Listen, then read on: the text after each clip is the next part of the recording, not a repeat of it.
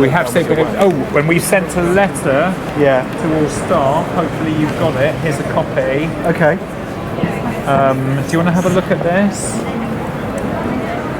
Just being really, really clear. Obviously, nobody's going to have entrance to the building blocked, and it's going to be super quiet. No, and all of that. You've seen this? I hadn't, but I mean, it all sounds completely fine. Yeah. Well, I hope it goes well. Thank you. And people are very welcome to come out and have a look at the exhibition. It is a free exhibition.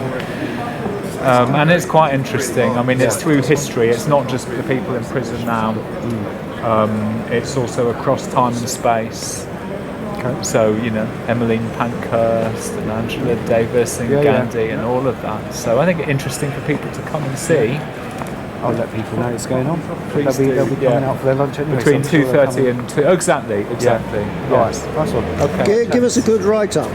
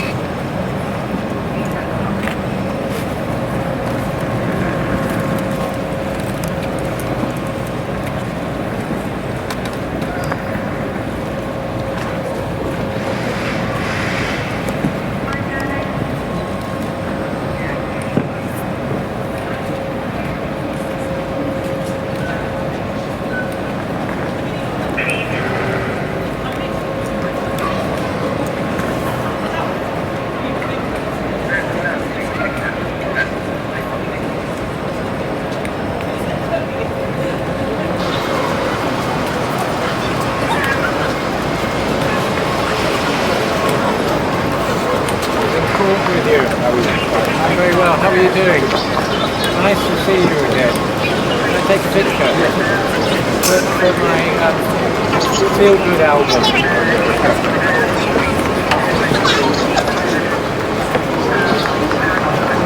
Instantly recognisable. I have to wear a hat.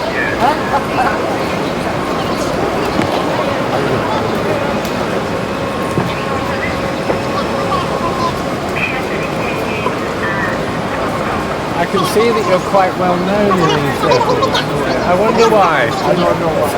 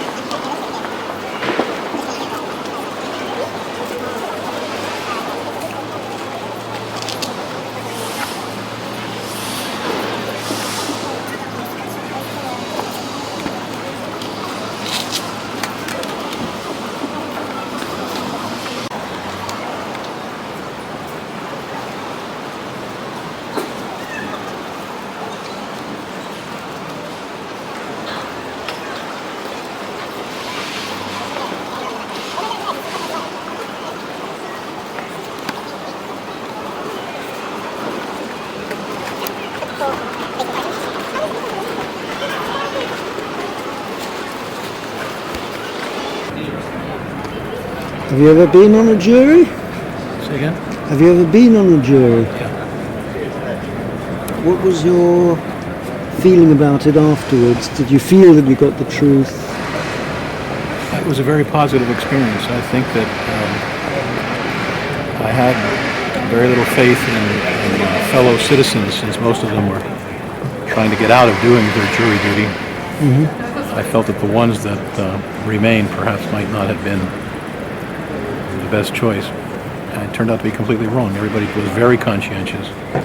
All the jurors were very serious about it. Was that in this country? No, it was in the States. All right. And I was just very impressed. And everybody I've spoken to about juries here has said the same thing. Yeah, I've heard the same. The problem we're addressing here is that the some judges, have decided that it was inadmissible to talk about the reasons for people doing what they did. You hold on. What I wanted to ask you was the trial in which you were a juror. Was there anything political about it? Well, there were some things political about it. I mean, but that's because any time a black person is accused of anything in the United States, there's a political dimension. I think that the person who was accused of murder in the particular trial that I was involved with did commit the murder and needed to be found guilty. But at the same time, there obviously the political dimension with this young man that I helped send to jail. Would he have committed the murder had he had my upbringing and my opportunities? And the answer is probably no. So that's the political dimension. Right. And did the jury appreciate that fact, did you feel? Yeah, I don't, this person, we didn't know this at the time, but this person we later learned had committed many crimes, was extremely violent, was a member of a gang that itself was extremely violent, and probably should not be on the street. Whether he should be in jail or not is another question. I mean, jail itself is a political question, but that's another conversation. Right. Yeah. So the impression I'm getting is that you do have faith in the jury system. Is that more or less true? I can't think of any other system that might be better. I can see ways that this jury system could be better, but absent a jury system, I don't know exactly what would take its place. I mean, would I trust an individual to make these decisions for me, which is what we're leaning towards now here. Judges are deciding that certain parts of the motivation of the people, of the defendants, cannot be heard by the jury. And if any effort is made to share those motivations, that individual will be found in contempt of court. So, which we are now sort of demonstrating. Can I ask, what do you see? I mean, it's always said that Britain is a kind of a poodle of the United States, that, the British just go along with whatever the American government wants. Do you have any impressions of your own on that? Well, I guess that became most strident with Tony Blair and George W. Bush. Right. And I think I'm right about George W. Was George W. Bush? It was. Yeah. And I feel that probably Tony Blair was a moderator of George Bush's more offensive tendencies at the time. Eventually the invasion took place and it was a disaster. Very badly conceived action. But I think that probably Tony Blair was trying to keep things under control as best he could and eventually couldn't do it anymore. So that's what happened. And that's the world we live in now. unfortunately. Well, that's great. Thank you very much indeed. Oh, you're welcome.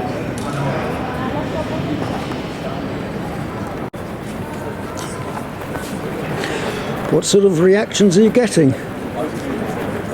Quite positive, really. Yeah. Yeah. Some people, like the normal people, they're always going to be like that, aren't they? But like, yeah. Sure, yeah. I was watching you before, and quite a few people were taking leaflet, which is fantastic. Yeah. Fantastic. Yeah. I once leafleted myself outside the Home Office, and yeah, people were taking.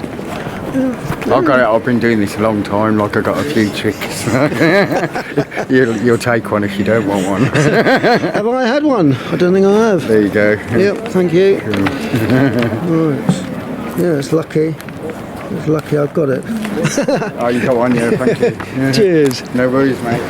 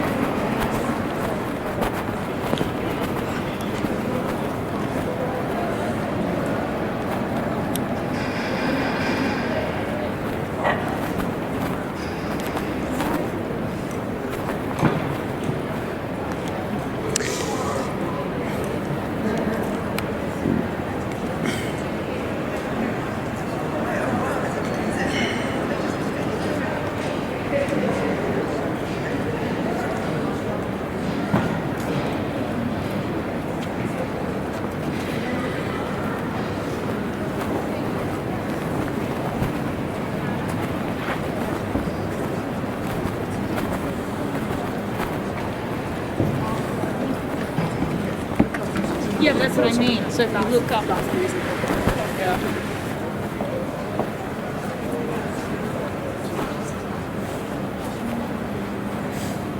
What do you think of it? It's amazing. We work up here, so You work up here? Oh, right, okay. but we work with the. Tell me a little bit about the protest. Well, I thought I'll give you a leaflet for a start. Go on, give us a Basically, this started out a couple of years ago. Oh, hello, true. We're just hearing about the. Do you all work here? Oh, right, okay. What do you do, if I may ask? Are you filming? Yeah. Oh, okay. I don't know. I don't want to be filmed. Sorry. Okay, I'll cut that out. That's just. Okay, I'll leave you to it. You've got the leaflet. Okay. Are you happy to talk on camera? Okay.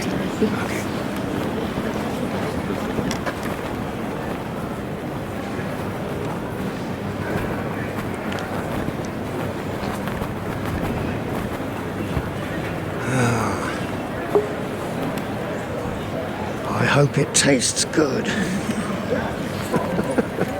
I'm hungry myself. Vested interest in the arms of oil industries, and so they've been taking extraordinary measures to stop juries reaching the verdicts that they don't like. And that is why people have been banned from explaining why they've done what they've done. That's why people have been prevented from telling the jury that they have a right to make decisions on their conscience.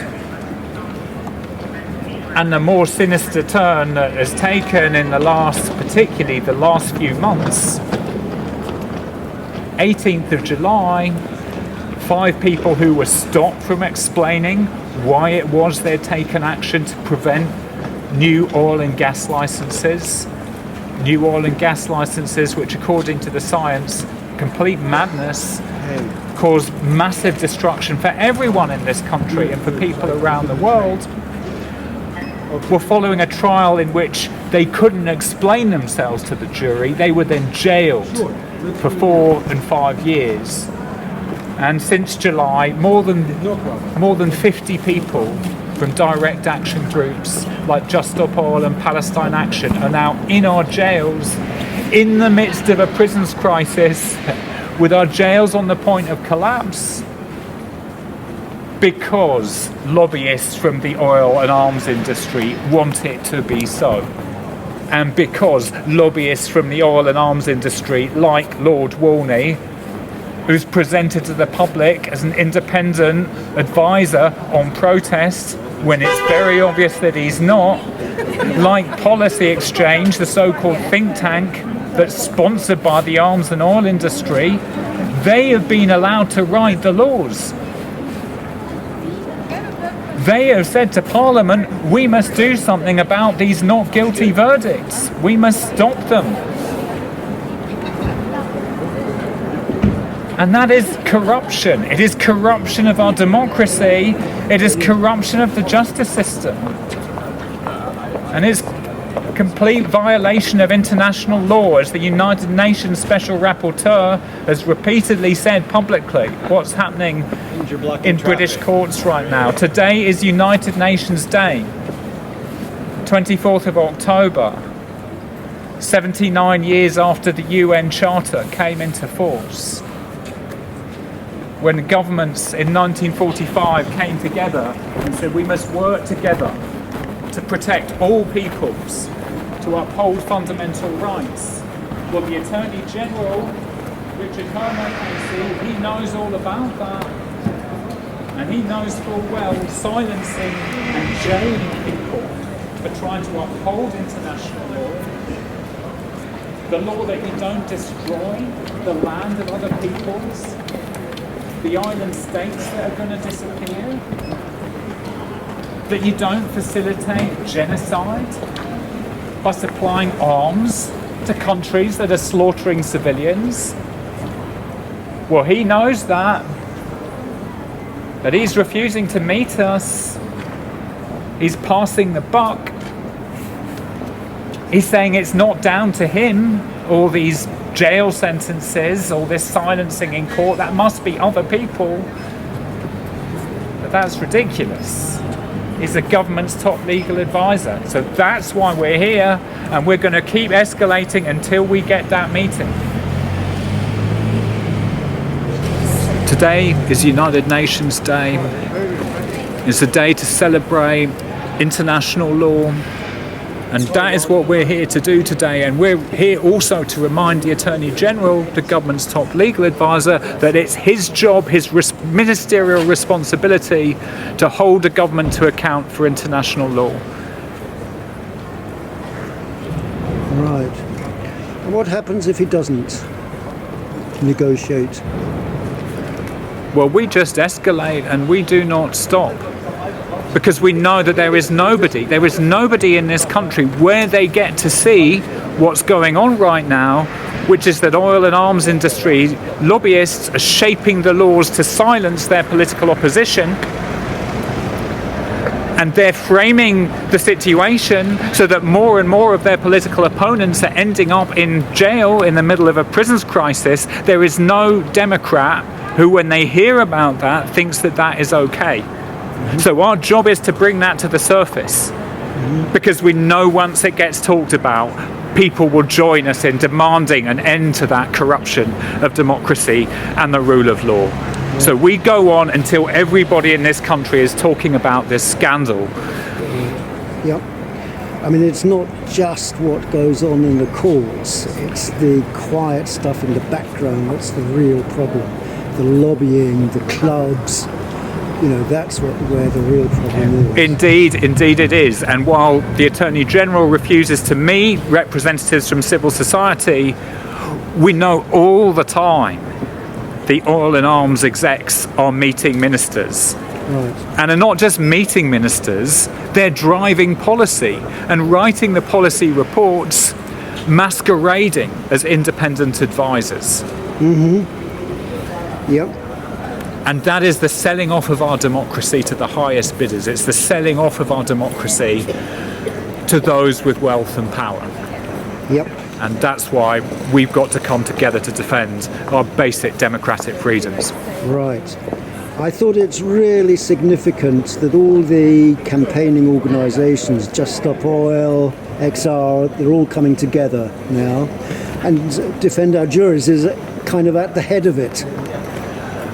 Oh, not at the head of it at all. It's sort of coordinating. I think what we're helping to do is bring people together, because the scale of this repression affects all of those who are taking direct action to protect life, to uphold fundamental rights and international law. It becomes a meeting point, because all these different groups are experiencing it in different ways. So yes, it naturally brings us together, and that's extremely powerful. Exactly.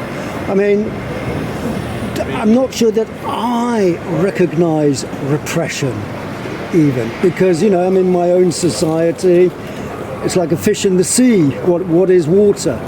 You know? Do people recognise the repression that we all experience, in fact? I think a lot of the time people don't, until they put pressure on those in power.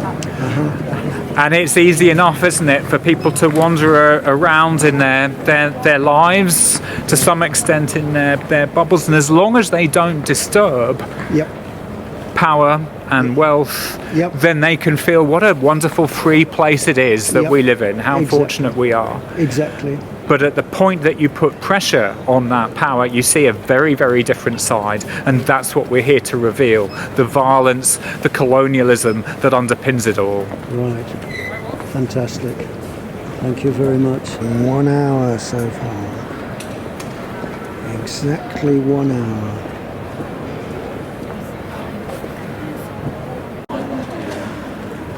What do you think of all this? Well, I've just scanned a QR code to try and learn a bit more. Are you American yourself, or? No, I'm British.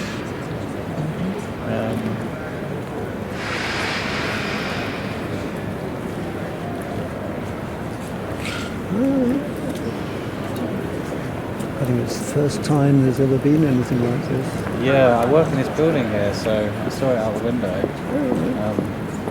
What do they do in the book? Well, it's the London Transport Museum. Illegal to stop a defendant from talking to the jury about an accusation. Motive is a fundamental part of the case, isn't it? Absolutely. What this is, I mean, the organisers.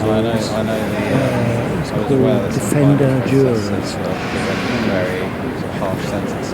What's happening is that protesters who are in court, I've got to say, it's quite judges are not allowing them as when juries were finding them not guilty. That's absolutely good. Yeah.